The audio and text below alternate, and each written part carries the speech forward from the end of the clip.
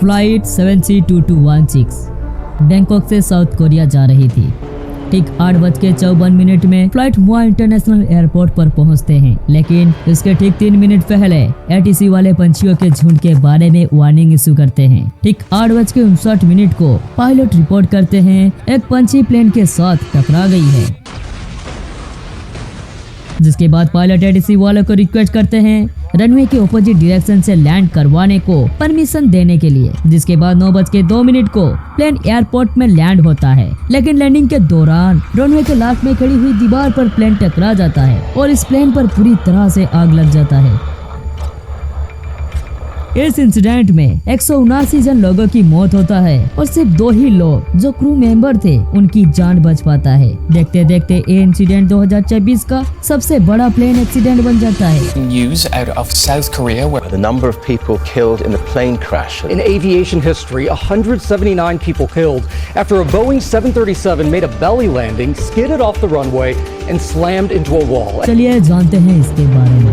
29 दिसंबर 2024 जेजू airplane flight 7C2216 Bangkok से south Korea जा रही थी, जिसमें से 175 पैसेंजर में से 6 क्रू मेंबर भी थे, यानी कि इस प्लेन में टोटल 181 जन लोग मौजूद थे। इन सारे 175 पैसेंजर में से ज्यादातर बैंकॉक से क्रिसमस सेलिब्रेट करके आ रहे थे। फ्लाइट 7C2216 मुआ इंटरनेशनल एयरपोर्ट जो कि साउथ कोरिया में है वहाँ पर एंटर होता है, लेकिन इसके ठीक 3 मिनट पहले एटीसी वाले पंछियों के झुंड के बारे में वार्निंग देते हैं। जिसके बाद ठीक 8:59 को पायलट रिपोर्ट करते हैं जेजू एयरप्लेन पर एक पंछी टकरा गई है। एटीसी एक पंछी प्लेन के साथ टकरा गई है। आई रिपीट, एक पंछी प्लेन के साथ टकरा गई है। इस इंसिडेंट में प्लेन के लैंडिंग गियर पर तकनीकी खराबी आ जाता है, जिसके बाद पायलट ने ओरिजिनल लैंडिंग को कैंसिल करके प्लेन को इमीडिएटली रनवे के ऑपोजिट डायरेक्शन से बेली लैंडिंग करने के लिए परमिशन देने को एटीसी वालों को रिक्वेस्ट करते हैं। ठीक सुबह के 9:02 पर प्लेन रनवे के कांटेक्ट में आता है, लेकिन बेली लैंडिंग के दौरान ही प्लेन रनवे के लास्ट में खड़ी हुई दीवार पर टकरा जाता है और प्लेन पर भयानक सी आग लग जाता है। इस पूरे इंसिडेंट पर 179 जन लोगों की जान जाती है और सिर्फ 2 ही लोग बच पाते हैं।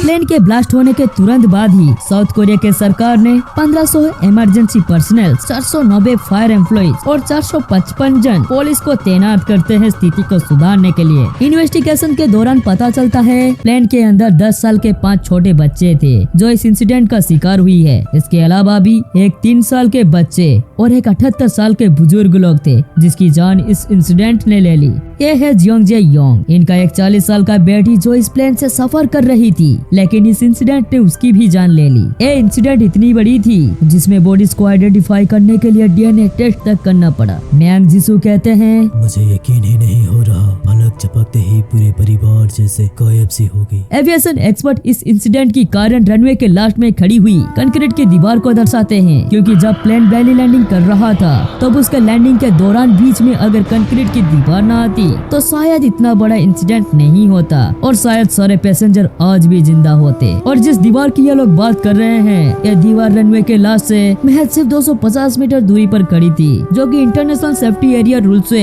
10 मीटर ज्यादा थी। इसके बावजूद भी इतना बड़ा एक्सीडेंट हो जाता है। इसके बाद एक और बयान आता है एविएशन एनालिस्ट सैली गैथिन के तरफ से। वो बताते हैं, अगर पायलट को बैरियर के बारे में पहले ही पता था तो फिर वो ऑपोजिट डायरेक्शन से लैंडिंग करने के लिए गुजारिश क्यों करी। जिसके बाद लोगों ने पायलट के काबिलियत पर शक किया, जिसके उत्तर में साउथ कोरिया के ट्रांसपोर्ट डिपार्टमेंट कहते हैं इस प्लेन के जो हेड पायलट थे उनका फ्लाइट का एक्सपीरियंस 6800 आवर का था, यानी कि वो एक बहुत ही अच्छा काबिल पायलट थे। उन्हें ऐसा क्यों किया ये तो ब्लैक बॉक्स ढूंढने के बाद ही पता चलेगा। इसके बाद साउथ कोरिया और यूएस के इन्वेस्टिगेटर्स ने मिलकर ब्लैक बॉक्स ढूंढने लगते हैं। दोनों ब्लैक बॉक्स मिलने के बाद पहले ब्लैक बॉक्स से मिलने वाली डाटा को ओडिया फॉर्मेट में कन्वर्ट करने लगते हैं, लेकिन सेकंड ब्लैक बॉक्स के कनेक्टर मिसिंग होने के वजह से उसमें से डाटा को रिकवर नहीं कर पाते। जिसके बाद दोनों ब्लैक बॉक्स को US national transportation safety board laboratory पर भेजा जाता है। इसके बाद इन्वेस्टिगेटर्स को एक शॉकिंग चीज के बारे में पता चलता है। प्लेन क्रैश होने के 4 मिनट पहले ही कॉकपिट के वॉइस रिकॉर्डर रिकॉर्डिंग करना बंद कर चुका था, जिसकी वजह से इन्वेस्टिगेटर्स को की डाटा नहीं मिल पाता और ये इन्वेस्टिगेशन पूरी तरह से फेल हो जाता है। ऑफिशियल्स इस प्लेन इंसिडेंट की पहले कारण पंछियों के झुंड को दर्शाते थे, लेकिन जब प्लेन इंसिडेंट के जस्ट बिफोर में लिया गया वीडियो को देखा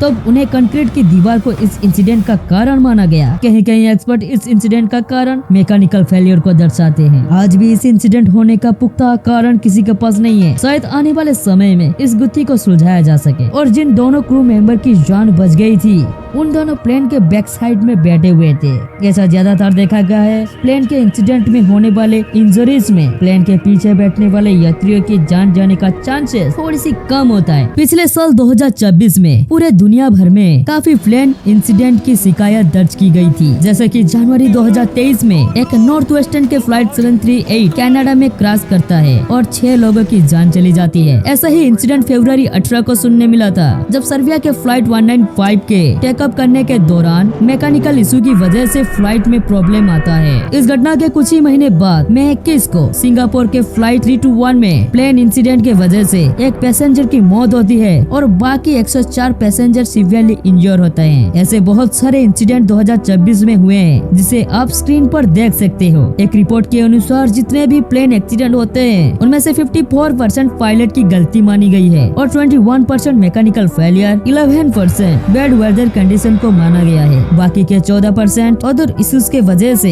एक्सीडेंट होता है। आज के इस मॉडर्न जमाने में इतनी सेफ्टी प्रिकॉशंस होने के बावजूद भी इतना बड़ा हादसा हो जाता है, जिसको सुनकर हर किसी की रूह कांप जाता है। अगर वीडियो आप लोगों को पसंद है तो फिर लाइक करना और चैनल पर नए हो तो सब्सक्राइब जरूर कर लेना। मिलते हैं एक और मजेदार वीडियो के साथ, एक और नए इंफॉर्मेटिव टॉपिक के साथ। अगर डिजिटल अरेस्ट के बारे में जानना है वो कैसे होता है और लोग कैसे ठग रहे हैं तो मेरा इस वाली वीडियो को आप लोग जरूर देखिए। तो फिर मिलते हैं, बाय।